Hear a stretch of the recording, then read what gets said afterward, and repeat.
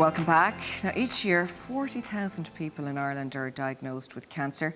That's more than 150 people every day, and those figures are set to rise. The demand for cancer services have increased too, so Boots have teamed up with the Irish Cancer Society to provide more information at a local level. Here to tell us all about this, we have Paula Reilly. Paula, great to have you on the show. Hey, Paula. This is about advice and information.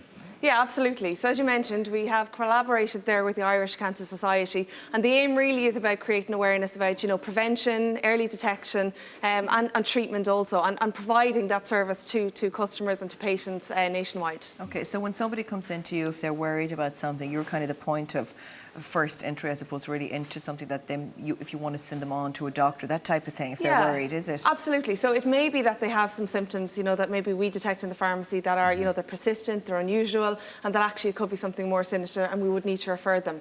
Or it might be that someone is just after getting a diagnosis of cancer or a family member has, and quite often they don't know where to turn or they don't know what to do because they're so overwhelmed with getting the diagnosis that they don't actually know what support is out there for them. We often hear this on TV, we hear it on radio, said you could read in the newspaper, but when it comes knocking to your own door, people really don't know what to do. So this is it, and I suppose it can just knock you for six, you really don't know what to do. And the idea with collaborating with the Irish Cancer Society is that we are all over the country, in every town, and we have given our pharmacists extra training to be able to provide that support to patients and to family members alike.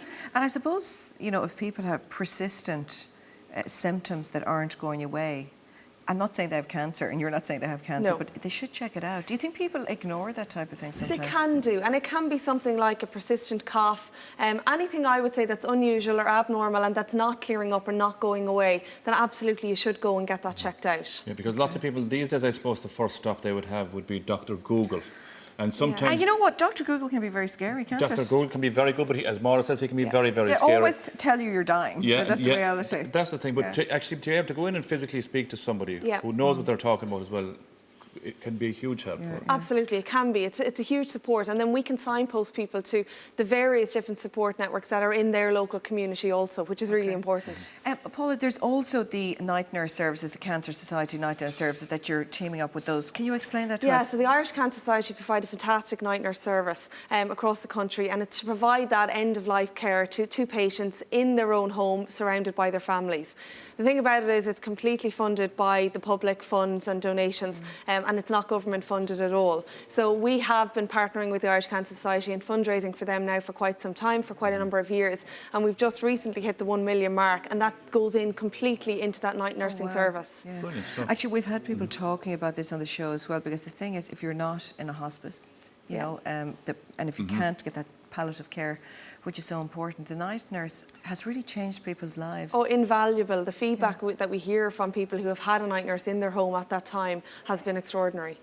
What do people do then if they want to avail of this service? Do they walk in and up to the counter and just ask for it? Is it? Absolutely, yep. So they can come into any of the Boots pharmacies across the country. As I said, we have trained our pharmacists, and they can just mention whatever their query or concern is. They can speak to the pharmacist in private, in the consultation room, or whatever they need and what they want at that time. Okay, and then they'll refer on.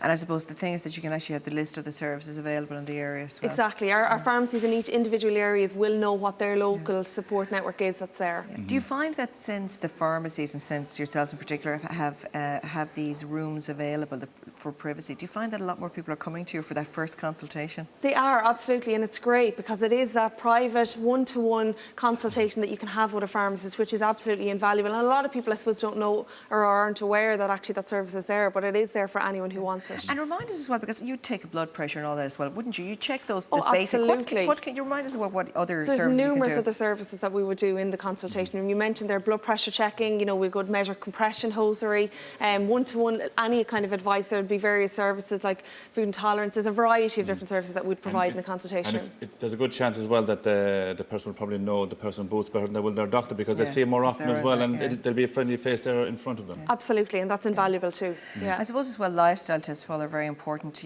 We talk about this time of year that people, I suppose we've kind of gone past the time that the people are kind of maybe have slipped off the wagon in the sense of diets and different things. But just to be healthy actually, I suppose, keep your, cholesterol level down and that type of thing? Yeah, there's a number of things that actually some research has shown that are the key things, I suppose, at preventing cancer as much as possible. Yeah. And they are what we know, keeping a healthy weight, being physically active, avoiding smoking, avoiding too much sun, getting vaccinations when necessary, getting your health check, getting checks done for cancer, all of that kind of thing is all really important and will help prevent. Okay, That's brilliant, Paula. Thank you very thanks much very for all much of for that. that. And for more information, of course, you can pop onto boots.ie or cancer.ie as well. The free phone cancer nurse line number is on screen there. It is 1800 200 700, and you can head over to our own Facebook page. We shall put up all of those numbers there. Now,